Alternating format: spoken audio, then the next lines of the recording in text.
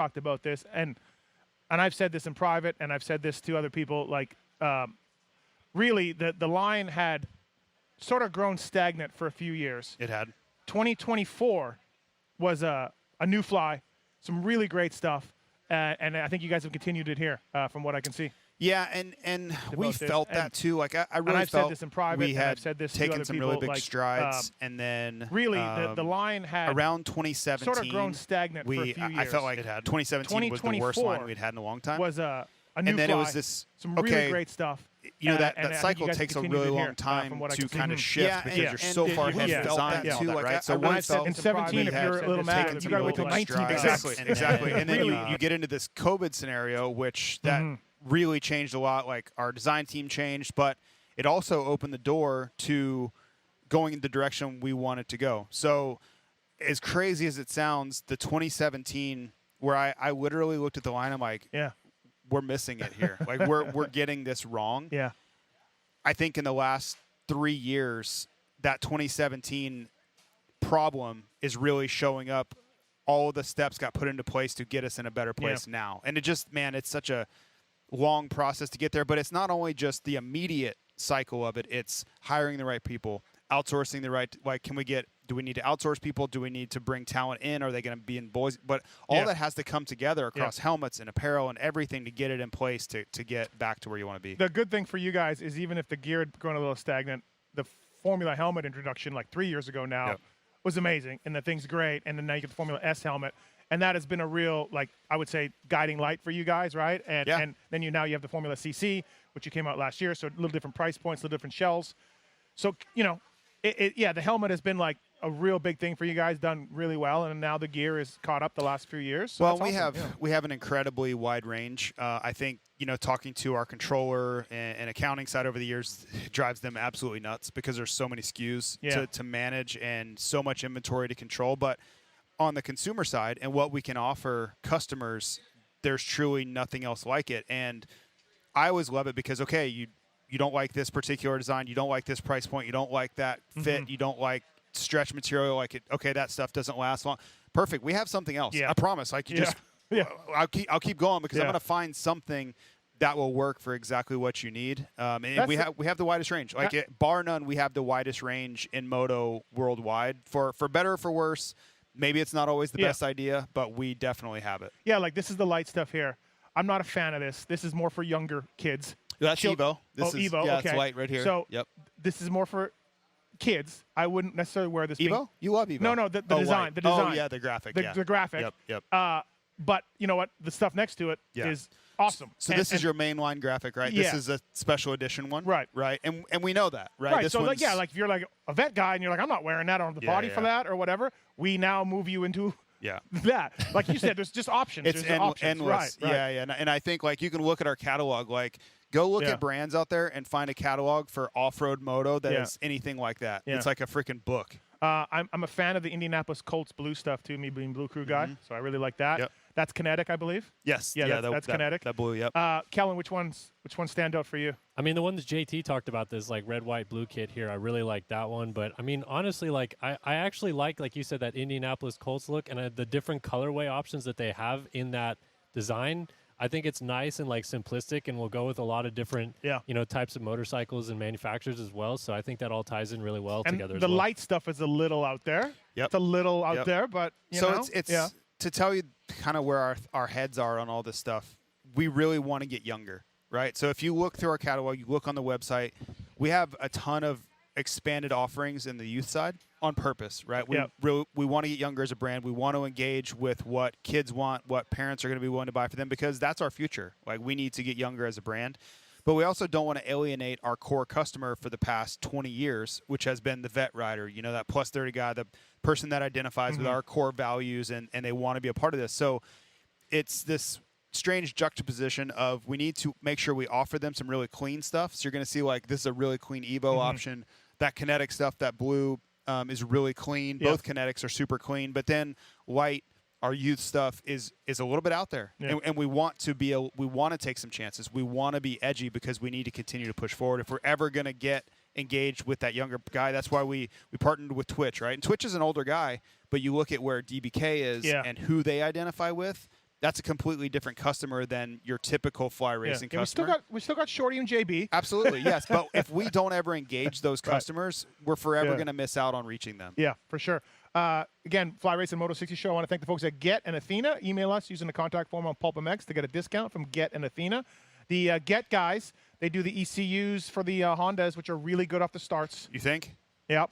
And we almost got to try it tomorrow. Well, we did. You know what's crazy is they look at what they've even done to the 250 now. Yeah. Like, yeah. Chance and Joe. Like that was what I would always push back as. Yeah, the Star guys got you though on the 250, and now I can't even really say that. Well, the 450s are using their own HRC ECU, but the 250s are using the Get, and they all using the data loggers, and they're all using the dashboard light and everything else. So email us using the contact form to get a discount from the folks at Get and Athena, and Decal works as well. DecalMX.com. PulpMX24 is a code to save with those guys. Red Bull KTM using their graphics. They're great guys. Ron, JT used to deal with Ron Joint down there with the SoCal gear, and DecalMX.com. Thank you to those guys. Great guys. Sean, Ron, and everybody doing big things. So thank you to those guys for helping us out with the show. I think they're doing Red Bull KTM now. They are. Decal works, yeah. When I was over at Sexton doing something, I was like, I didn't even know that. I just noticed. I was like, oh, that's cool. Yeah, no, absolutely. And then Sexton was on the show a few weeks ago and gave him a shout out because Illinois. Local. Right. Yep. So, Kellen Brower, we're here at PIR. I love the Pacific Northwest. I stayed up here a bunch with Ty Birdwell back in the day, and Ty would always somehow in the summer hurt something, and we'd have to come back for a month or so, and then we'd go back at the end of the series. But if you could just bottle this weather for 4 months, the summer weather, and just bring it to Vegas, I'd love it. I love this area. Can we get like society a little better up here? Like I agree. Every time I ever came up here, it was such a different world than Florida. But man, like downtown, some of these downtown cities are devolving into I can't do it anymore. Like I want to say like I love coming up here, but I just drive around. I'm like, where are you at on that? Like I know you talked about you could live up here. Yeah. I don't know that I could. I could. I don't know that I could. I'm not going to live downtown. I'm not going to live in the core. Maybe. So I love it though. It's great. It's great to be up here, and so lots to talk about when it comes to Washougal and looking back at Millville as well here at Fly Racing Moto 60 Show. So one thing I want to touch on for the gear, and I don't want to make this too gear centric. Let's talk racing. But in the past, you've moved the BOA a little bit to the left. You've taken you've gotten rid of the BOA closure only system. Yep. You've made improvements to the functionality of the line. Yep. What stands out in 2025 for functionality improvements? So we've continued to add it. So it's on Kinetic now. Oh, it is. It's on Kinetic now, and it's also on Youth now. Yep. So the cool thing about the Youth side, the BOA thing. Yep. The BOA is, yes. So the cool thing for the Youth side is kids can actually like grow into their gear a little bit, because we heard so much of that about as soon as I buy them a set of gear, 2 months later they've grown out of it, right? So that BOA, you can even go up a size and you could tighten it down and then loosen it up as they grow into their gear, which is a really cool attribute. Last year, and this is the second year of it, we didn't do a great job of sharing that message, but the Evo dial is different than all the others. It's a premium dial. I didn't even know that. Yeah, so typically with a BOA dial, you would Kellen, were you aware of this? I was not. No. Yeah. So you would, just any dial, you turn it to tighten it. Yeah. Right? But you'd have to pop it out and then loosen it, and it didn't have adjustability. Like it just kind of loosened on its own. Yeah. Like there wasn't the clicks. Yep. Well, on the BOA dial, and we weren't allowed access to this dial. Yep. You don't have to pop it out or anything. It's micro adjust both ways. Okay. Both ways, right? Okay. So it gives a little bit of that premium action. And I remember going. Wait, is that on last year's stuff? Yes. This is that we did it. I've never even noticed. Yeah. Well, and to be because I have Evo, I have all of it. Yeah. To be 100% transparent, I was in this like transition phase from fly specific to WPS marketing. Yeah. And it's something I would have really harped on, but it just didn't happen. Right. But it is a really cool thing. And I remember going to BOA in 2015 when we first embarked on this partnership with them, and I was on a boot, a snowboard boot, and I think it was K2 at the time. They wouldn't let us have it. It was only for them, right? And I'm like, that thing is badass. If we could ever get that, and finally in 2024 we got it. So it is better. Like if you're sitting on the line, you don't have to pop, and you can. The only thing I didn't love about it before, and that's what this dial does better, is the loosening side. You can perfect the loosening side, right? Yep. Where tightening you can always do but the loosening side has that micro click. I find also. During the day I have to tighten it more and more. Really? And I don't know. Maybe I'm sweating and losing. I don't know. I just find during the day, which I don't mind it, but just sometimes if I go out for another moto, I gotta go tick tick tick. I always notice once I get on the bike, I need to tighten it more. And you'll see a lot of guys like Shorty was notorious for that. You could watch him; you'd be comfortable, and then you'd get on the bike, and then he would cinch it way down even further, right? And it's just a lot of it too is they don't want that pant slide on the start, right? That they want it to be like spandex, so when the bike goes forward, they don't slide back and move out of position. So, what about the Formula S? How's been the reaction to that and the reception to that? It's been great, and we continue to push boundaries on that. And as we continue to add functionality to it, that's the upside. Is fully downloadable. All the updates will come through. You don't need a new helmet. You don't have to get new firm, hardware. The software is downloadable and upgradable. So that's going to give us the ability. Like if you buy a helmet and you're worried, what happens in 6 months if you come out with this upgrade that you're working on? No problem. Like you'll just plug it in and up you go. Update on the 450 rider signing? I don't have one as of right this second, but we are hard at it. We go to Belgium on Tuesday to continue chasing some MXGP stuff we've been working hard on. Yeah, but what about American 450 riders? There is a lot happening there. I just don't have a hard update. Anything on Jet Lawrence signing? No. Okay. What's the plan with MXGP? I have proposed things though. Being 100% honest, I have proposed things there. What's the plan with MXGP? Like, what's the go with you guys going out there and trying to pursue that a little bit again? Yeah, so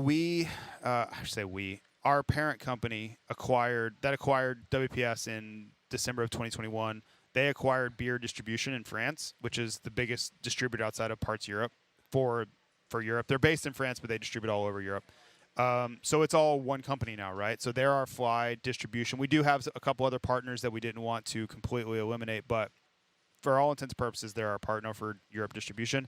What gives us one channel that we're all working together, because the challenge before, I would go around and have these meetings. I would meet with the distributor in Italy, distributor in England, distributor in Belgium, Netherlands, France, everybody, and I'd have the same conversations like, let's pool our resources and go get Geiser or Prado or whoever. And then I'll be like, yeah, but that's not going to help us in our market, right? Yeah. So it just was this constant frustration for me because I could never, and unless we wanted out of our domestic budget to write this gigantic check that we weren't really going to see in return on, but I knew for the good of the brand it needed to happen. Well, now we have that channel, so if we can market through beer out of this all the same big bucket, right, then we can do it. So it's opened the doorway for that. Now we just need to land and get after these teams and riders that we want to do. So we've been working hard on it. There's just so much. I don't know, Kellen, I know you're pretty plugged in, Steve too, but there's a lot of change going on with the KTM group in Europe, right? So weaving through that,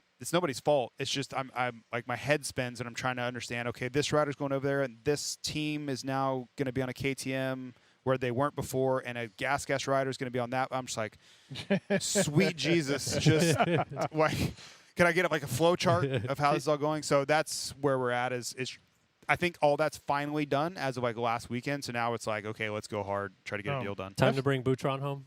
Yeah, bring him on. Bring him on. F16. Wow, you guys really.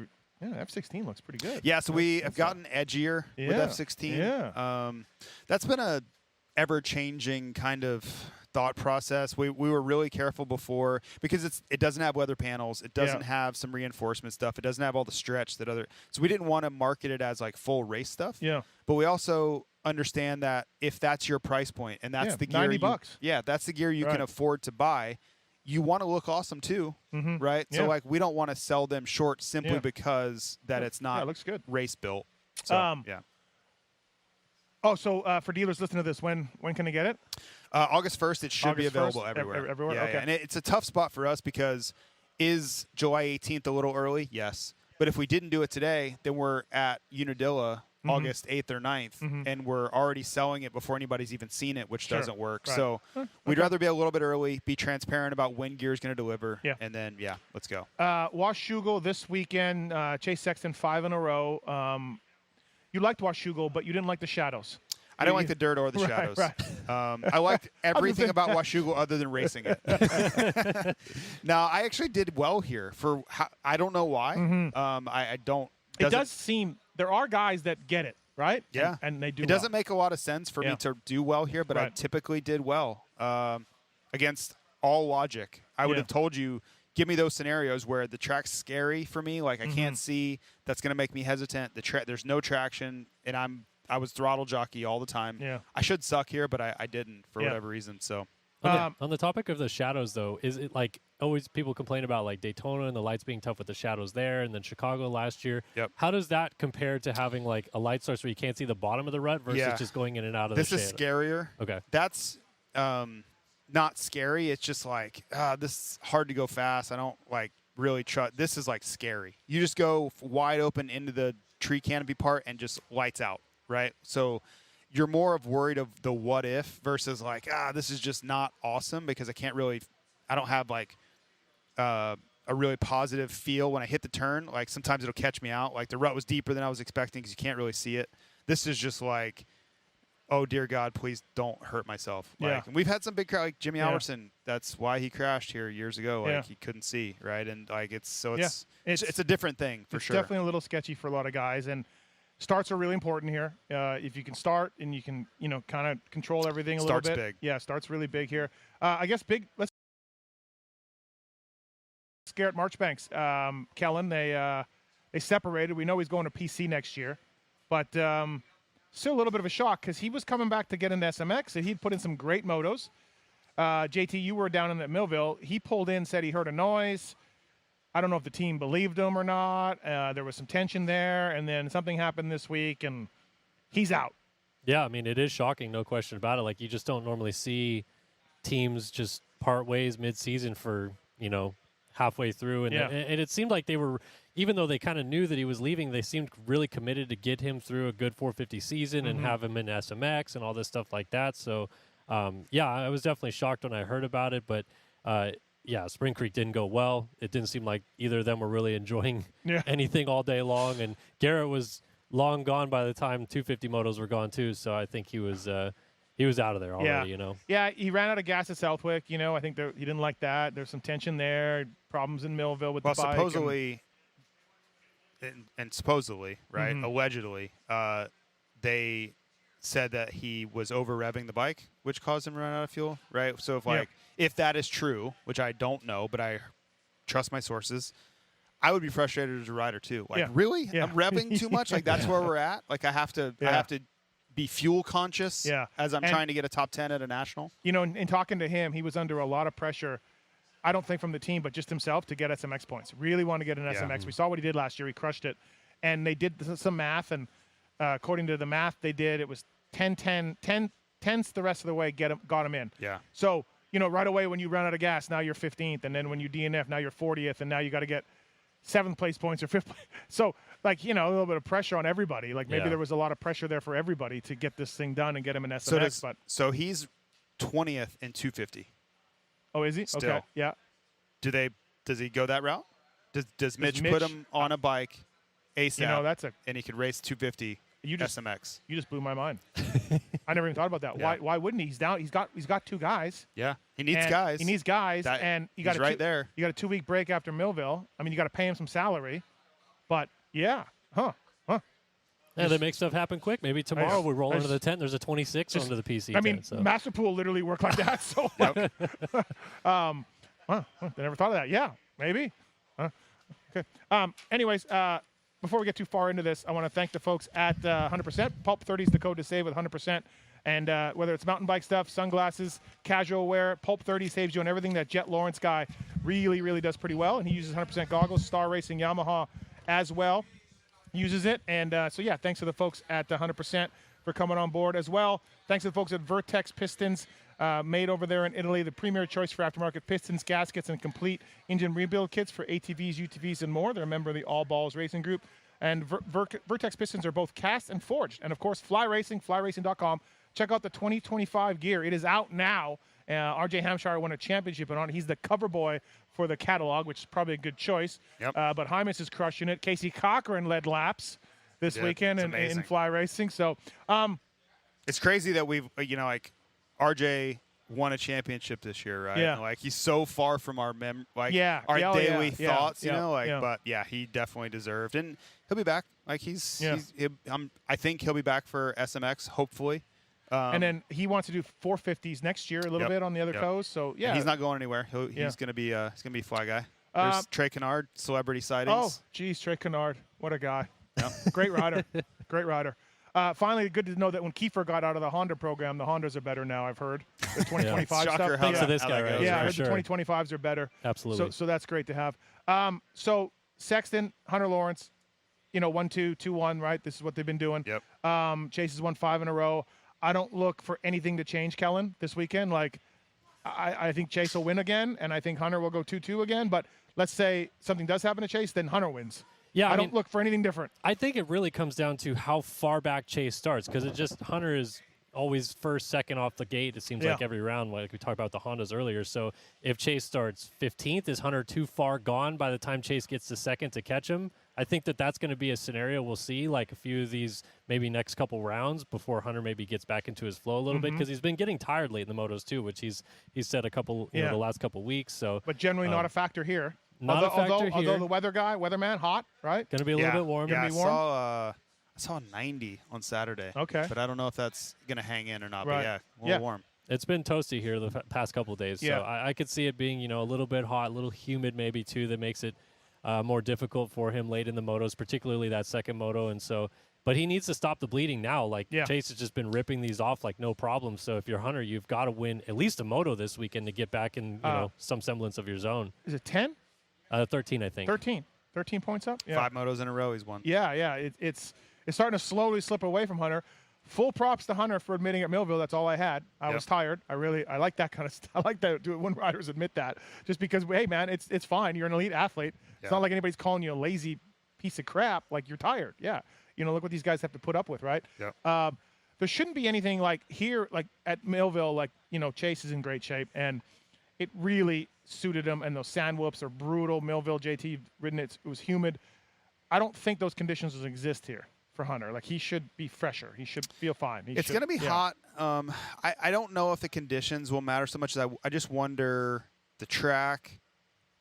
Is there something with the traction? But then I think about how good Chase has been on like a hard pack scenario on the KTM, like maybe a little bit more flex than giving him more feel, and maybe it's just another Chase runaway. Like when I watch Chase race against Hunter right now, I don't see any worry or urgency or panic in any scenario. Hunter gets the whole shot.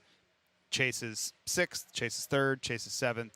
I just see him kind of like looking to make sure like Hunter doesn't get too far. And then when it's like time to go, then it's time to go. Where everything has kind of changed with Jet out. Like Chase's approach, the way he sees the race, his patience. He's a totally different guy. Yeah. Totally different guy. On the topic of fatigue, I asked Justin Cooper about this after Spring Creek about, these guys are 450 rookies. They're 24 rounds into this. They've never done this many rounds in a row. Do you think Hunter is, now that he's in a championship fight, the fatigue even sets in a little bit more being this late in the season, and so maybe that's where it's starting to come up at him a little bit late in the motos because he's, worn and torn down from the year, and then suddenly, now I'm in the middle of a championship fight and we're 25 races into this thing? Certainly could be. We were talking about it on the television call this week as Ricky was going to talk to Johnny O'Mara about that. I was like, hey, where are you guys at? Like, do you feel like he's just worn out from, first season and fighting through some injury stuff? And because for him to be talking about how tired he is on the weekends, like, he definitely trains hard, but also leaning on kind of the things that Ricky had talked about, like from Johnny O, is Hunter's very sensitive to things. He's sensitive to how much training they do. He's sensitive to diet. So they have to like kind of put this equation together where I think Chase is more just bulldog, like more is better. Just hammer, right? Where Hunter, he needs to find and strike this delicate balance to be his best self. So I don't think it's always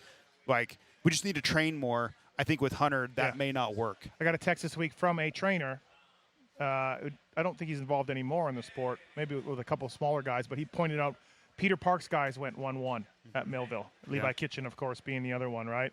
So he just wanted to point that out. And I'm like, Chase going 1-1, he can go 1-1 anywhere. But, maybe something there with Kitchen, for heat and humidity and everything else. So it'll be interesting to see going forward who grabs that third spot. Justin Cooper seems to have it right now. He's really good here. Cooper's been good in Washougal before, so there is that little bit of a tidbit. He's going to put himself in a good starting position, right? And he's going to be able to use the tire that he wants to use. Yep. They're not going to run that scoop tire. So I personally think it sets up well for Cooper this weekend. I'm not saying he gets third, because I think Anderson will be really good too. I was pointing that out. Anderson's good here. Yeah. But I think for Anderson, he really needs to focus on getting that start. If you see Anderson top 3 on the first lap, he's going to be set up really nicely. But, man, over the course of someone's career, it's hard to find someone who's put themselves in a better spot than Justin Cooper. Okay, Alessi, Emig, yes, there are comparables, but, man, he's right up there. I'd agree with that in the fact of that he can use his tire and everything else. And for Anderson, it's been such a, and I'm going to steal the kids' sayings here, it's been such a mid-year. Right? Better than 23, though. 23 was awful. Yeah, okay. 23. 22 was awesome. 7 races he won, plus an outdoor win. 23 was terrible. Didn't he get hurt, too, in the outdoors? 23? I mean, he left at, like, Atlanta and pretty much quit on Supercross, and then it just was all bad. It was all bad. He has been, we talk about Ferrandis being a little bit invisible on the LVK pod I was listening to this week. It was a big topic.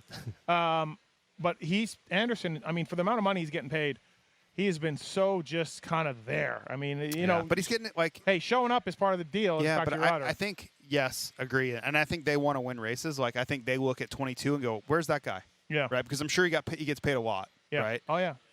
But I think if he can do things like he did last weekend, qualify fastest, get a moto podium at Redbud, like those things will keep him out of trouble with Dan Fahey and whoever, Bruce Sternstrom, up the chain. Yeah.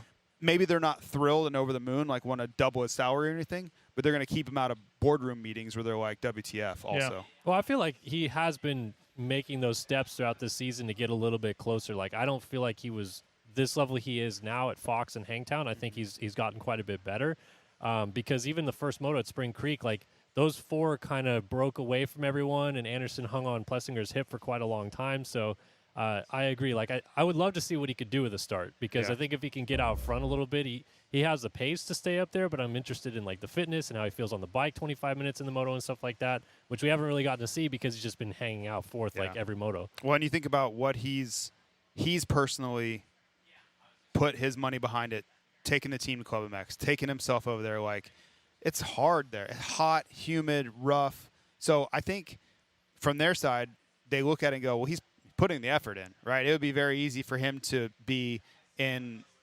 Dana Point, where he lives in California, be at the beach every day, go ride some. And if you suck on the weekends, they could be like, look at where your effort level is. When you take your ass to South Carolina and just hammering motos every day at club, like, it's hard to not, Some say that Cowie made him do that.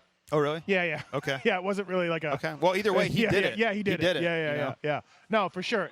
That shows some commitment and that's some effort. And it doesn't have Marchbanks to race with anymore, but he's got Phil. Yep. He's got Phil. Yep.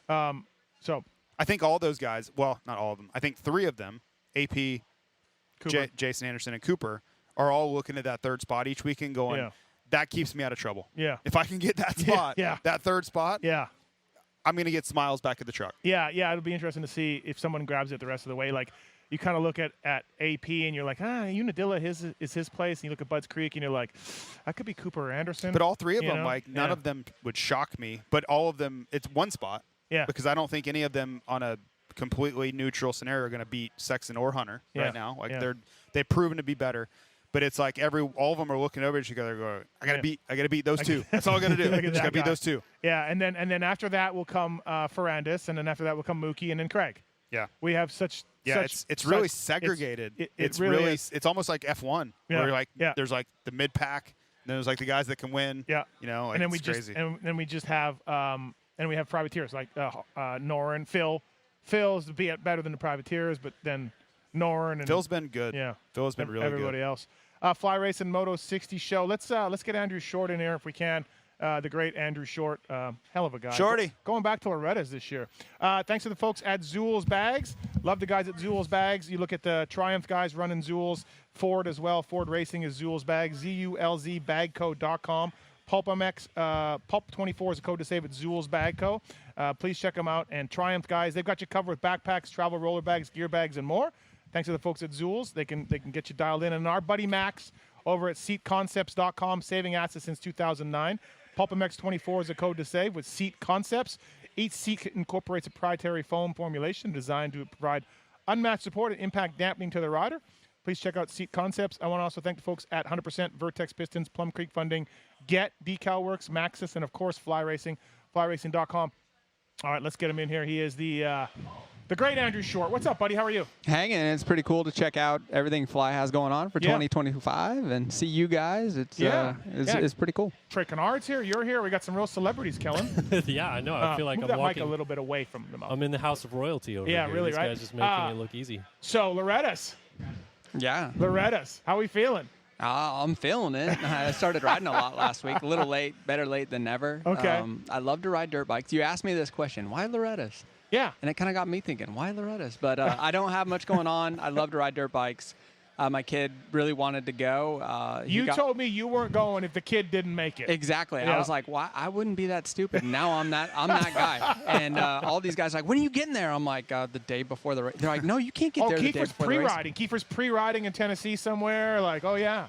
And if you think he's crazy, there's 80% more of those parents that are even more crazy. What are we doing for a rig? What do we got?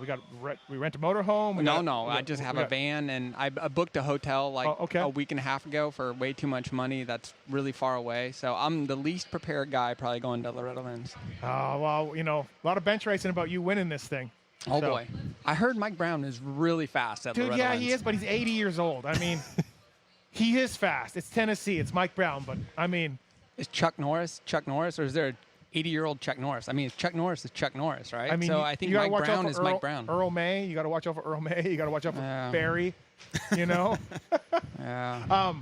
Hey, something we were just talking about before you stepped in here. Hunter Lawrence, right? Rookie year. He's full time now. Kellen brought it up. He's 25 races in to the full season. What do you remember from the first? And maybe he's dragging a little bit. He has admitted that he's been tired a little bit, right? We know Johnny O's monitoring everything, but. Do you remember what that's like as a full-time 450 guy? Yeah, but it's a long season, but it's long for everyone. It doesn't matter. I feel like he has the right people. He's mature. Sure, he's feeling it, but so is everybody else. It's how you adapt, and that's part of as a racer, that's what's going to separate you from the other people. So maybe it's the first time he's felt these feelings this late in the season, but I don't think it's anything different that anybody, I think he can adapt and overcome. Because I remember Zacho told me, he's like, dude, it's a lot. Like the workload of a whole year, Yeah, I think these guys are thinking too much. Okay, all right. Hey, you're a factory Honda rider. Yeah. You got a trainer, you fly. You got where are we at with Deegs? I know you're a big Hayden Deegan fan. I like watching him race. Let's get that clear. For me, what blows my mind is for a spoiled rich kid, that's what it looks like from the outside. I don't know him. Yep. I love his passion, how hard he tries. Mm-hmm. This just isn't normal. And how he races, it's so much heart and passion. I love that. And he does things on the bike that I can't do. Like, I have old man style, so when I see him race and do these things, I'm like, heck yeah. Yeah. The stuff off the track, or I always hear you talk on your regular show that the things he says on the podium, whatever, I don't care. Doesn't bother you? No, it doesn't bother me. I don't care. I can move forward. But I love watching him race. Right. So he's a hell of a he's going to be champ. I mean, barring a disaster, he's going to win this national championship. Yeah.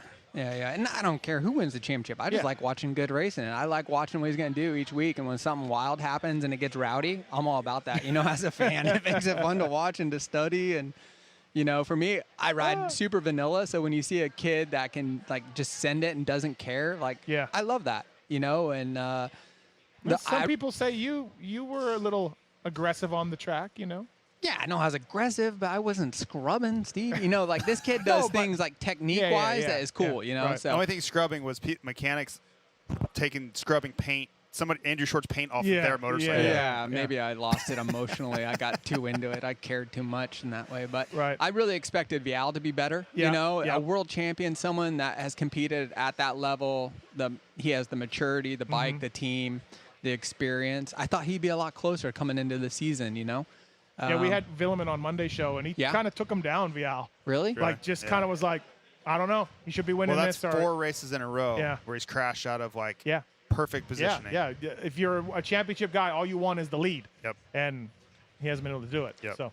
It doesn't look like a lack of effort. I mean, it looks like it's just not coming to him like I think he expected, and then there's a sense of panic, and he's making some decisions where it's caught him. It's like he crashes Southwick by losing the front. It wasn't because he was just riding around. He was going for it, and so these things are costing him. So it's not from a lack of effort, but it's just not clicking for him, whatever it may be. So it's interesting. I saw something this week. I don't know where it was, but it was basically like highlights of Deegan last year, like a 2 or 3 lap highlight reel of him. He was so far over the limit of it wasn't like clean ripping, like he just looks it was so far over where the track would allow you to ride, but remember he was still pulling it off.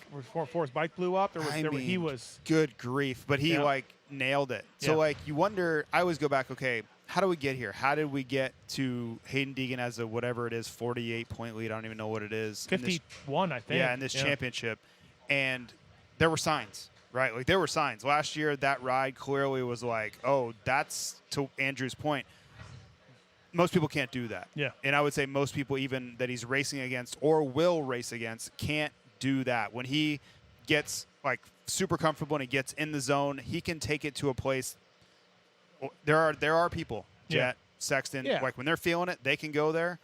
But Hayden is one of those people, and it's going to take him a long way. The trick is to be able to harness that. And when you need it, to be able to turn it on. I don't know how to, certainly I couldn't do it. I don't know how you do it, but guys like Ricky, there were guys that they would ride within themselves, but if they needed it, it was there. And they would go to this other worldly place. And it, like Hayden's last few laps at a bunch of races this year, dropping into 210s at High Point.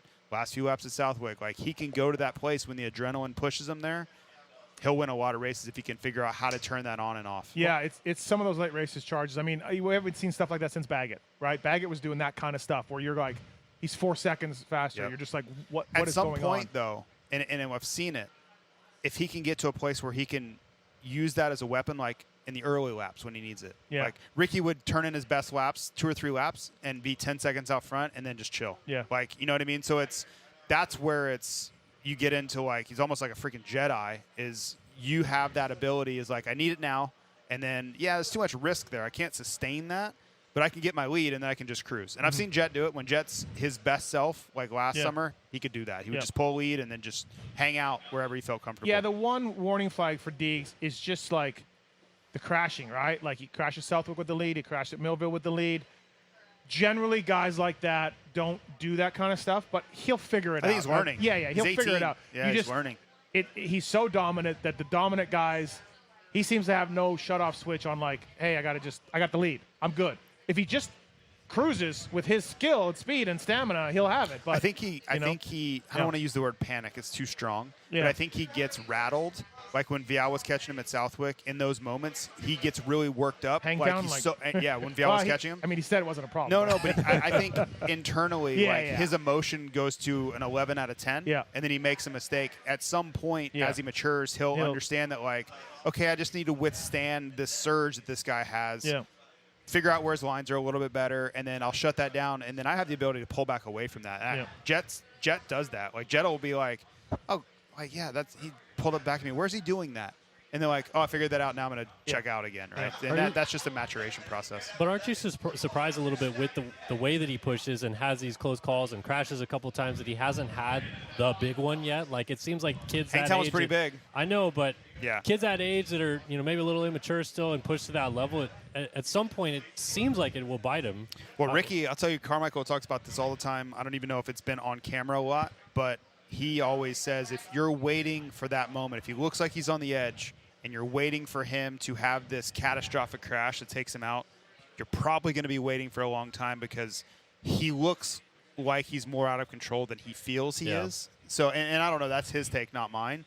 But Ricky was like, everybody was always telling me how close I was to crashing my brains out all the time. I didn't feel that way. Like I was, there were some close calls here and there, but I always felt like I was within my range. My range was just a lot wider where I could pull things off that most people couldn't. So they're looking at it going, oh my gosh, he's going to crash. And I was like, I was maybe closer than I wanted to be, but I wasn't that close. I don't know. That's his take. I also think he has a lot more body awareness than a lot of other racers. He's not just a one-dimensional motocross racer. You see him He can flip. He can take his BMX bike to the park, and like he has that awareness. You see that Hangtown crash? If I get out of control, I'm just wherever the wind is taking me, that's where I'm going. But it seemed like he was like a cat, landed on his feet. And I think some of this is serving him well, that he's just not a one-dimensional training, camp kid, or, he has some other skills that I think are really paying off in that mindset. It's like by the time he already hits the ground, he's already running back to his bike. Think about that scrub at Southwick. Most people aren't pulling that back. Yeah. Right? Like, and he just can pull it out, right? Yeah. Like, and use it to make a pass even. You know what I mean? So that's where bike skill, body awareness, coordination, all those moments and not panicking in that moment goes a long way. And desire. Like, dude, I'm mind blown that a rich kid that has everything has that desire to be the best. So question for you on that. Do you think it is more him wanting to win so badly or him fearing losing more? Like, is it him wanting to win, or is it fear of losing and, like, letting those guys get the best of him more? I'm not sure. I would say a combination of both. Yeah. I think a lot of it is just the people how he's been raised. We're all a reflection of how we grew up, right? And maybe that mindset, what you see on the podium or whatever, but your mind is so powerful. And that's why it's so weird, this whole psychology aspect on why he is successful and why he keeps pushing is so baffling. So I think if I had to guess, it is a guess, but it would be a little both, what you said. Yeah. But it's crazy, dude. That kid wants it. Like Carmichael, winning, he was normal. Yeah. Ish. Losing was like thank God he didn't have like a nuclear football with him, because he would have launched it, right? So it was like I was on the receiving end of that right after the race. Yeah. But it was the contrast. Yes, it wasn't like joy about winning. Yeah. It was he didn't have to deal with the fear of losing. Hey, what do we know about Jaime? It's going to try? Do we know? I haven't heard anything. Okay. I can't imagine with negative X-rays, and they don't think there's anything catastrophically wrong. He will line up and try. Yeah. Shorty, what's your take on Jaime's improvement this year? Like, we all know he changed that little stuff in his diet, right? And I wrote this in my column a few weeks ago. I actually texted Lars during Supercross, and I'm like, hey, where are we at with Jaime's? Like, what's going on? Because he had won a heat, but he's 7th, 8th. And Lars is like, well, who should I sign? Like, he was all like, and I came up with nothing. But, the point being is there was a little bit of worry in Supercross. Well, out the window now, man. This kid's, changed things and on it. What's your take on all that? Yeah, exactly what you said. It's been the surprise of the series for me. Even, like, the end of Supercross, they said he changed his diet and all that. And it looked better, but it's still kind of what it was, But I kind of expected Levi to be where he's at. I didn't think he'd be as dominant. I expected more from Vial. Shimoda, I would expect him to kind of be where he's at. But Jaime's, no. I didn't expect him to be, racing up front, battling for wins. The overall Redbud was extremely impressive. And it just looks natural to him. And I'm not sure if that's the environment. Finally, he's settling in and the people he's around with the Lawrences and Factory Honda. I think that's where they want him to be and expect him to be. And it was kind of like almost a sense of disappointment before. And now he's kind of arrived to where everyone hoped he'd be. So if he can sustain this and keep improving, steadily, that would be amazing for him. And I think it's good. He fits in good with that program. And we need more than just a couple people up front. And he has that desire and want. So it's cool to see it all come together. You look at it and you're like, okay, look, he rides with the Lawrences every day. He's training with Michael Byrne. He's got a factory Honda. Like, all the ingredients are there to be, very successful. And if he's not doing the work or whatever, then, then we would hear about it and we would know about it. Clearly, he's doing the work. And so almost by default, you're going to be really good, just from that program. He doesn't seem intimidated anymore, though. That, to me, that was like a big thing, right? It's like getting on that stage of, like, I should be up front every single weekend. Like, the moment doesn't look too big for him at all anymore. Well, I think he's also, like, he said to me too, like, he's kind of done learning. Like, he took that year and he figured stuff out, and now he's ready to, like, use all of the skill sets that he's figured out and put it all together on the racetrack. And like you're saying about the confidence side of it, I think he just goes to the line knowing, like, all right, this is where I belong now. Interesting, last week on the broadcast here, a Fly Racing Moto 60 show, we got Andrew Short, Kellen Brower, Jason Thomas. Stu got into a few reasons why he thought, James Stewart, on why Chase crashes, not looking ahead enough. Chase Lewis, our guy Lewis, interviewed Chase. He was kind of said those people don't know what they're talking about. Did you hear any of that, Shorty? Did you see that? No, it just seems kind of like James is always, maybe something a little personal with Chase. It comes across that A little way. bit, right? Yeah, from their relationship or whatever. Well, I don't know. we found a photo in the corner of Chase, and I mean, his head is down, and his eyes are straight out from his goggles, looking ahead. You know. So I sent it to Chase this week and just said, hey, like, you know, here you are looking ahead. And he's like, yeah, like, that's what I'm James doing. did have some good video, though, right? Like, where Chase's head is down, and then there's a rider, two different scenarios where a rider was down in the corner. Hunter sees it way ahead of time. Chase almost runs into him twice, right? So I understand. I do think there has been There's in the probably past. There's been hard feelings in the past. I think it's better now. But I don't think James is 100% wrong. Yeah. I don't think he's 100% wrong. I know even talking to other riders about this, like something about he gets surprised way too often by losing traction, something in front of him, the berm's blown out. Like he's surprised too often for there not to be something to that. Yeah, it's interesting to see. I mean, look, like we said on our review show, like right or wrong, I'm glad to see James analyzing something like that and giving his opinion. Absolutely, right? I mean, he's James Stewart, so James could pretty much say anything about anything but motocross, and it'd be like, okay, man. The hard part, Steven, you know this. If like for Chase, most riders are going to go defensive immediately, right? And it's one thing to be like, yeah, I don't see it that way. Yeah. Like I'm doing this. Like I hope that Chase can not go immediately get angry about it, because I don't think that James is like, you're a terrible person, you're a terrible rider. Like James is trying to analyze where Chase can be better, why certain things are happening to him on the racetrack. You know, there's a very, very definitive difference between criticizing someone with intent or just saying like, I've noticed this, and there's a reason and like causation for these things. Tell happening. me about it. Yeah. I'm just no, I know. I'm a greasy ex-mechanic. I know you've been there, but like that's what I don't like is like, okay, if you get nasty with somebody, you start fine, right? But if you're trying to be analytical and you're respectful about it and say this is what I'm noticing, like, I used to tell people, riders can hey get man, that. I'm not saying you're a piece of shit. I'm just like calm down. But riders get immediately defensive. Yeah. You know? Yeah, and they need that ego. The rider, Chase needs to be defensive. Like if he didn't say anything, like you said, JT, there'd be a problem there. And that ego is what made him super fast. And we need James being, on the broadcast, me sitting at home, I love it when he gets into this stuff and he has comments like that. Yeah, and he's James Stewart. Dude, he's the best there was, in my opinion. Like, he could go faster than anybody. You see things that are just unbelievable. So I think it's awesome he's at the races, he's saying this, and whether it hurts Chase's feelings or not, that doesn't matter. I think it's good for the sport. It shouldn't, because it's not a personal comment. But I understand why, dude. You need ego. Yeah, I mean, somebody like that, you have to have ego, and you have to take pride in how you ride. And I think a little bit of chip on your shoulder, that's what drives you, to be the best. Yeah. It's interesting to see, and I'm all for it. I'm all for Chase saying that's not true, and I'm all for James saying this is what I've noticed, and we'll go on. I mean, John McEnroe, Charles Barkley, a couple of great athletes are in their respective sports delivering harsh criticisms, and cool, man. The other side of that, though, is for Chase to go, well, I can't freaking seem to beat this Jet character, so how do I get better? Like, one of the best to ever do it is calling, and maybe he's just wrong. Maybe in the end, James is just wrong, but I think whatever the scenario is, it doesn't have to be about his eye location. It could be about bike setup. It could be about anything. Chase, I think a part of being into an adult and being your best self is looking at it and going, okay, is there something here that I can be better, right? Because he's not the best rider on earth, right? He hasn't been able to beat Jet. He hasn't, like, maybe he goes on to win this title, but he wasn't his best self this Supercross season, so he can be a lot better than he is right now, So bike setup. Well, I think there's always something to, like, absorbing the comment, and maybe you just immediately disregard, but not every comment is going to be wrong. You know what I mean? Especially when you're talking about guys like Ricky or James or whoever. Max's Tires, by the way, Fast Freddie Norn. He might be here at PIR tonight on Max's Tires, but Freddie, Cade making main events with Max's Tires.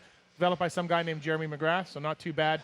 Knows what he's doing. Max's.com for more information. And Plum Creek Funding as well. Contact Zach at plumcreekfunding.com, Z-A-C-H, plumcreekfunding.com. If you already own a home, you got a vacation home like Andrew Short, you want to pull money out, now's the time to do it. Talk to Zach at plumcreekfunding.com.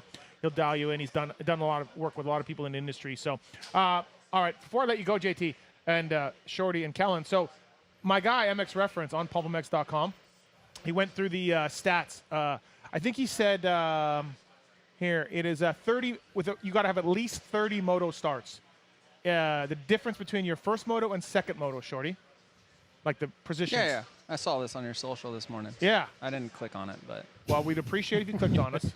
But seventh best improvement to Moto 2 is a guy standing right over there, Weston Pike.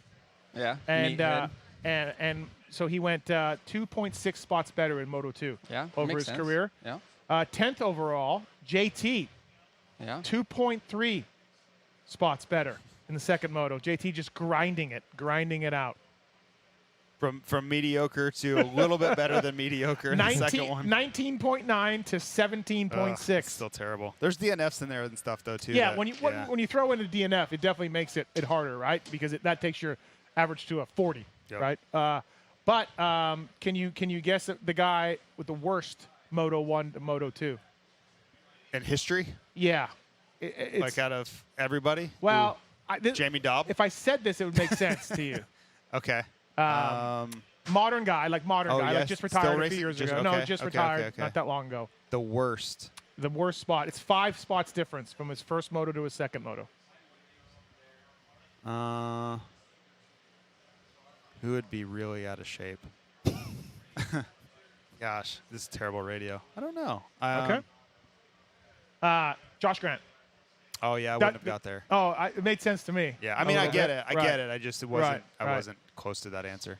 Josh Grant was the worst. Matt Gerke was after, and then James Stewart. Gerke, really? Yeah, and then Gerke James Stewart. wasn't a slacker. No. he wasn't. No, I was but teammates with him. maybe he had a lot of problems in Yeah. the second moto. I mean, there was no plan no, for his training. No plan. No plan at all. But he wasn't lazy. That's for sure. You want to know who had the least amount of variance between Moto 1 and Moto 2? Yeah, let's hear it. Nick Way. yeah, that makes sense. Nick Way. 13.83 in Moto 1, 13.85 in Moto 2. Weimer was there. And then our guy A-Ray. 28.7 average finish in Moto 1, 28.77. It's a lot of DNFs in there. He's He's not known for consistency. not discriminating between which moto he DNFs. No. And then for this year, for career moto averages for the class in this year, it is Hunter Lawrence has only got 7 starts, but 1.8 difference. Justin Cooper, 7 Moto 1 starts, 4.414. This is 450 class only. And then Sexton is a 3 difference. Jason Anderson has got a 7.5 difference. So Really? yeah, kind of That's a interesting. lot. Kind of Yeah. interesting stuff to see. I think he's DNF'd a lot of second motos. Yeah. I don't know why. Hey, what about the scoop this weekend in Washougal? No. No one uses it. No, Yeah, no, no I way. wouldn't think so, right? I don't Good think God. so. And why aren't they developing more of these scoops? Like, if this is all these guys are running, why isn't there more hybrids? And it's crazy to me, like, I've heard that each of them are a little different. Like, I don't know this, it's unsubstantiated, but I've heard, like, the one that Hunter uses a little bit different than one, like, Justin Cooper would use is a little Yeah. bit different than, like, what Anderson uses. I heard that too. They developed the tire for each OEM. Yeah. But That's what I heard. I'm a it's little unsubstantiated. So I'm a little That's just skeptical what of I've that. heard. Hey, Cowie, this is your tire. Hey, Honda, this is your. Come on. Yeah. You know what kind of R&D is involved in that? And That's a lot. Yeah, That's a lot. You know, but that's what they say. A Honda yeah. tire is different from Yeah. a Cowie tire. they look so flat to me. You know, they don't have a lot of profile to them. I'm not sure Yeah. if that's the mousse they're using or what's going on, but to me, it's strange that these paddles, they're so flat. There's not I don't know. It just seems to me that these teams are leaving. There should be a hybrid or something, you know. And this weekend Well, there'll be nothing. So my friend Chris Kiefer, you'll just see the back of him at Loretta's in a few weeks. I'm aware. Kellen's even got the shirt on over here. Yeah. My friend Chris Kiefer said that the new scoop, whatever version it is of Dunlop, he said isn't bad, is much better on the hard stuff than it used to be. I asked Christian Craig this, and Craig said, "No way, it's fucking garbage. It sucks." Yeah. So I don't know. But Kiefer's like, it's not bad. You're not giving away that much Yeah. on hard pack. Yeah, but the tires that Kiefer runs is completely different. Like, these guys are running Yeah. a 120. It's huge. And I think the one that Kiefer runs, he runs the 110. And Yeah. And he's not getting race spec either, or I don't think he does anyways. But I'm just mind blown. Like, 'cause Yeah. I think this makes a difference. You guys have pointed this out. And this weekend will be unique that a lot of them aren't on the scoop. I think it should be such a non-start story to me. Like, JT's been really good on this. Yeah. Except for the description of what a scoop does. But Horrific. like, hey, Justin Cooper, you're running a scoop. Too fucking bad. You're all Yeah. running it. Look at the start. Look at this. You know, like that's what you're running. So Coker was amazing off camera. Yeah. Amazing. Yeah. Like That's he what was he just said, like, I was- get it. He's not going to do that on TV, Right. but he was just like, yeah, dude, I don't care anymore. No. I don't care what you say. And that's don't what care I would that say, you don't right? like it. Wouldn't you, Kelly? Wouldn't you be like that? Like, hey, man, make it work. It's not like Well, yeah, I mean, everyone especially else has it, so you're all in the same boat. if you roll to the line and you're the only guy that's Yeah. a little different than everyone else, I think you got to look in the mirror. I was talking to Darren Lawrence a little bit about it, and I was like, hey, man, like, what kind of goes through your mind? What kind of, like, and he said, honestly, Hunter needs to change his lines for the scoop. Don't cut across the ruts. Don't, go on the inside. Like, ride the lines that Stay make in the the berm. scoop work. And you'll do that. He said he doesn't always do that, but you also have to ride with the scoop. Like, know what you have. Yeah. So Interesting. I guess Cooper's main complaint was under braking. He didn't like it, and he doesn't practice with it. Yeah. So he's like, everything that I feel confident with, I'm just changing on the weekend, and I don't like doing that. Yeah. And I think the breaking point, they were really unhappy with how bad Ferrandis was yarding you him. say Villeman? Yeah. You almost said Villeman. Yeah, French. Just going with whatever French guy. Bale was pulling him. He was Devarier, got him all day. Frederick Bale. Bale was gone. He was like, they were just watching Ferrandis yard him in the sand whoops every lap. Yeah. And they're like, Yeah. what are we doing? Yeah, here? I wouldn't. Yeah. It shouldn't even be like not this weekend, but in a normal race, it shouldn't even be a question. You're running the scoop, Ryder. Sorry, man. Yep. And then at least Cooper was like cognizant of it after the moto. Is like, yeah. well, look, I got third. And- Like, what do you want me to say? Yeah, exactly. And Hunter ran it in Redbud. You'd said, and the second moto, and the guys were saying on I even forget, was it on the Pulp Show or somewhere, or maybe one of my group texts, that where Leslie got run over.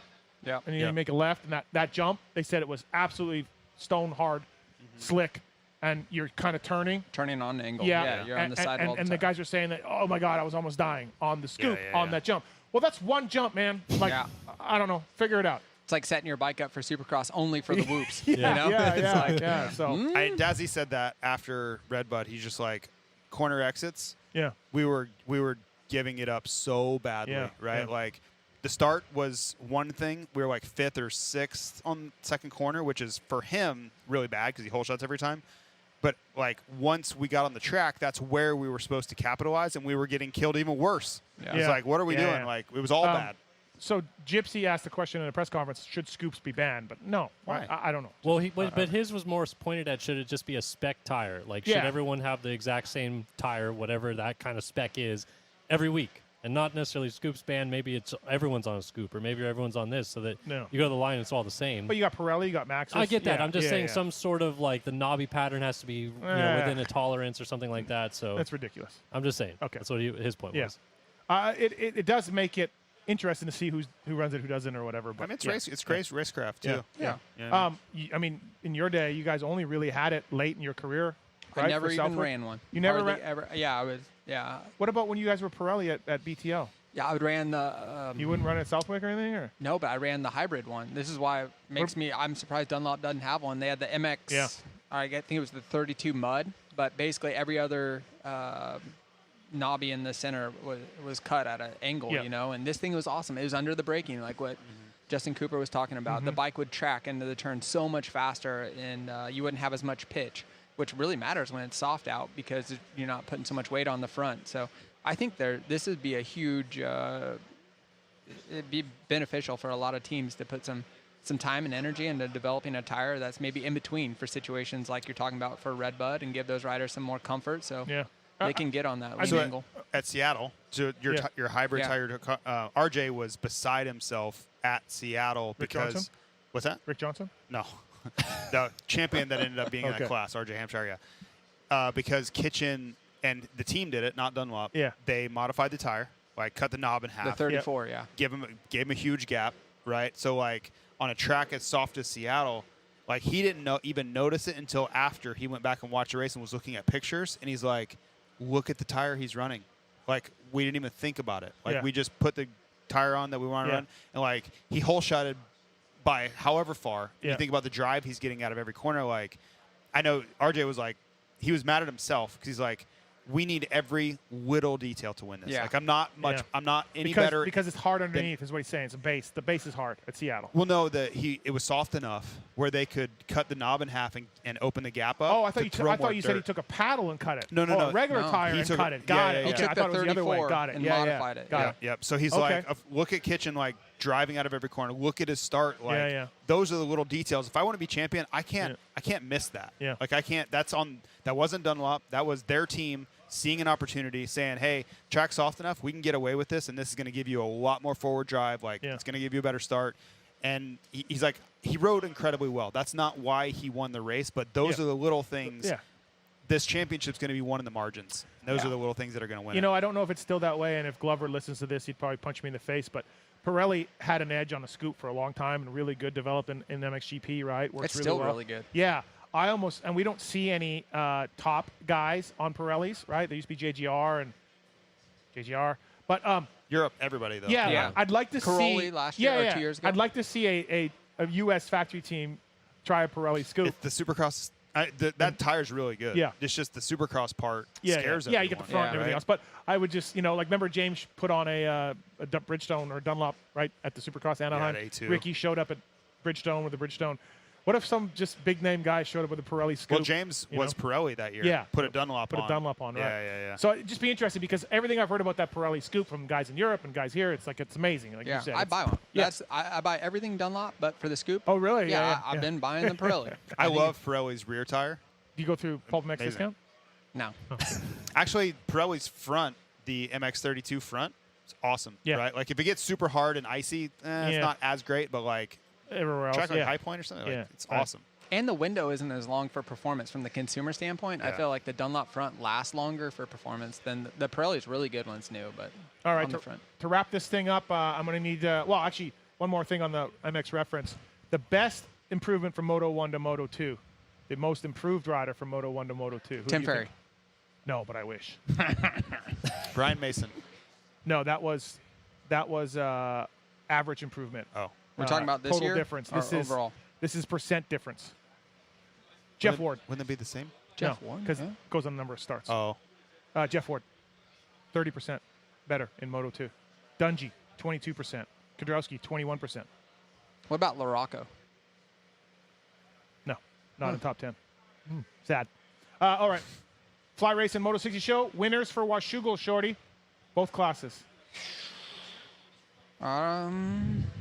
I think Hunter because he has good technique Okay. in the 450. I think Chase, this track, I don't know how in the past. 250s, I think it's hard to go against Deegs.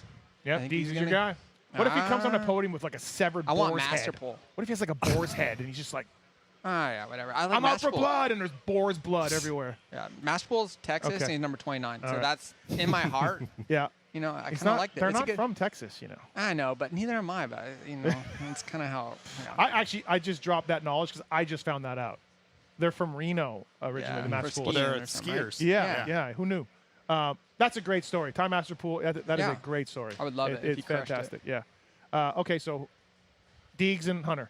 No, I told you Master Pool and Hunter. Oh, That's what I'm going you with. said hard to go Deegs. Hard to beat. Yeah, I guess Deegs is probably the favorite, but All right. everyone's going to say that. Who cares? I'm going Master Pool. What animal does Deegs bring? What slaughtered animal does Deegs bring onto the podium? Who cares? Dude, Steve, just worry about the racing. Okay, Kellen. I'll go Deeks 250 just because he was so good here last year. It's Yeah. tough to bet against that. I do think Sexton wins 450, but I think Justin Cooper wins a moto this weekend. Oh I got wow, a feeling that about is a hot take. So Yeah. That Yeah. sir is hot. just saying. I think he'll do well. This track, I so. think you're crazy, but Okay. if it does happen, we're It gonna. I makes was here sense. first. Yes. Yeah. I will go full chalk. I will go Sexton and Deegs, and I will go Bison Head, like Ted's Montana. Oh yeah, grill. yeah. Gigantic Yep. bison head. Yep. That's what I Will think. he put it on over his head Yes. like a minotaur? yes. Okay. With and like then the American fresh, flag, and like fresh, this too. not mount like hasn't gone to the taxidermist. Yeah, yet. yeah. He just Brian killed Right. it this morning. Yep. Right. Okay. I will go.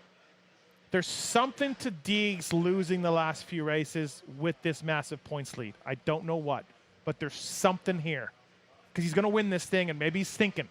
Maybe he's thinking about it. Maybe everyone's telling Well, him. he would have won. I think he would have won last week's second moto if he didn't crash in the first turn. Yeah, but he was thinking. In the first corner? Yeah, or Dirty Hymus took him out. One of the two. No, it's just racing, man. Okay, so I will go Kitch. Home track. Yeah. Yeah, that's You know, true. lives here. He Yeah. doesn't like this track, he says. Yeah, I know. I get it. Yeah, but I it's get it. part of you. Yeah, You I know, know. it's like you going home. It's like Yeah. He got third in the moto last year. So I'll go. Makes sense. I'll go Kitchen, and just because Deegs is thinking about the lead. If he goes to Psycho Land like he did last year here, though, oh, it's it is over. Yeah, it's over. Yeah. And then I will go Chase Sexton still again. Yeah, I think so. Great race, Washougal. Love this race. Fly Racing Moto 60 show. 2025 gear available August 1st. Yep. Check it out now. Shorty, which stuff do you like the best? Just off top. I like this blue, white, black. Oh, really? Oh yeah, that's my favorite. Wow. I like the white helmet. Okay. The cue ball look. Yeah. I'm all into that. Formula right now. S in all white now. Oh yeah. That's brand new, yeah. Will we have Shorty in this in Loretta's? Yeah. In the Key guys will have it, Okay, yeah. key guys. I don't think know you're if a I'm key guy? key guy, bro. Of course he is. Plus 40 Andrew over Short. here. It's Andrew Short. What do you mean? Yeah. Short and Kennard. Fly lifers. Yeah, I mean, if I have just anything to say about it, I just got a pair of the A-Stars red, white, and blue boots Yeah. that they had, those guys were wearing. And that boots with this gear, I need that for England. fire. Yes. Yeah. Are you doing Fox Hill? Yeah. No, I'm doing. Yeah. No, that you're one. doing Fox Hill. Yeah, that one. There's Oh, another see- one going on right now, Yeah, but we're going to the there's cool three one. of them, but we're going Oh, to the there's cool three one. of them. There's three of I'm them. missing Farley out. Castle's There's one. Farley, and then Dobbs got his own Yeah, Farley Dobb race. has one, yeah. And then there's Fox There's Hill. Fox Hill. Fox Hill. Wait till Vet you- Motocross wait till you Nation, see that's this where I'm shit. going. Wait till you see this August shit. 23rd, 24th. Yeah. I can't wait. I'm riding an 04 YZ250. Me too, I think, dude. Are we tag team in the same bike? We better not be, because I'm bringing suspension. Hop off. I bought high suspension five off each eBay. other. I bought it off eBay. Dude, Send it you're to get- way too You serious. bought a bike? No, suspension. suspension. I bought suspension. How much does this run you? What? The suspension? suspension. Oh, it's like $300. Oh, It's cheap. Yeah. Yeah. And then Racetech's doing it, so I'm bringing my own stuff over. But I'm also team manager for Canada. oh yeah. So You're an enemy. Ryan Gauld, Yeah, I know. I heard. Ryan Lockhart, Yeah. and Tyler Medaglia. Are you ready? Medaglia is pretty fast, right? What about the other two? No, you always talk about him drinking beer and don't even show up. The Beer 10 and Galdi. I need security. You got to But keep Gald away for I mean, until the T-Bags race is happens, legit. and then yeah. Gald, Yeah. Galdi is not. What about Noof? He can still ride. He can still Okay. ride. But Galdi's not legit. Hey, Well, I mean, I don't think he's in race shape. Like, let's be real. Everyone says this race is like, Dude, they're super no, fast, right? you're They do go fast. You're gonna have problems. Yeah, everyone tells me I'm gonna get killed. You're not gonna get killed, but these dudes They send take it. it so seriously. Yeah, like Tommy Russian Searle, Bobby? Russian Bobby Yeah. on a 500. He is raw, and he's just jumping 120 feet down a hill. Ask Zacho. Yeah, Yeah. he's the one who told Yeah. me. I saw him up Paul. He's like, "You're Like- gonna get smoked." Like he was so negative to me. Like I shouldn't even be showing up. Like might as well just. Zacho got one good start and was like second for a while, and Yeah. then just went straight to the back. But then his arms were like Popeye. But Yeah. what I think is gnarly is there's bikes breaking everywhere. Okay, Yeah. they're 30-year-old bikes everywhere It's like you that look. movie 1917. Yeah, there's just bikes everywhere. And the Searle and Brownie, well, Brownie wasn't even that good last year, but Searle and Pocock and Russian Bob, they're Yeah. just Those guys rip. Dude, They're they're good. flying, Especially they've so- ridden that track 10 million Yeah, times yeah, for British so- championships. Yeah. who. And then your other teammate is Borkenhagen No, and Brownie. not Borgenhagen. Oh, Lipanovich. Lipanovich, yeah. Yes, Lipanovich and Brownie. yeah. Okay, So great. All right. Well, hey, thanks for having us, JT. Yeah, We're thanks going for to be being here. back with another live show tonight. We don't Yep. know the time. I'll put it on social. Yep. And we're going to do another little hour-long PIR Raceway here, Fly Racing Moto 60 show. Get Decal Works, Maxis, Plum Creek Funding, 100%. Zool's, Vertex, Seat Concepts. Oh, Max was over there. I was going to yell Seat Concepts. But hey, thanks for listening, everybody. Andrew, thank you for jumping in. Yeah, we'll probably thanks, get you we'll get you later as well. Kellen, thank you. Yeah, Moto thank you. Online, JT, thank you. Thank you. Appreciate it. Thanks everybody for listening, and we'll be back later on with a live show.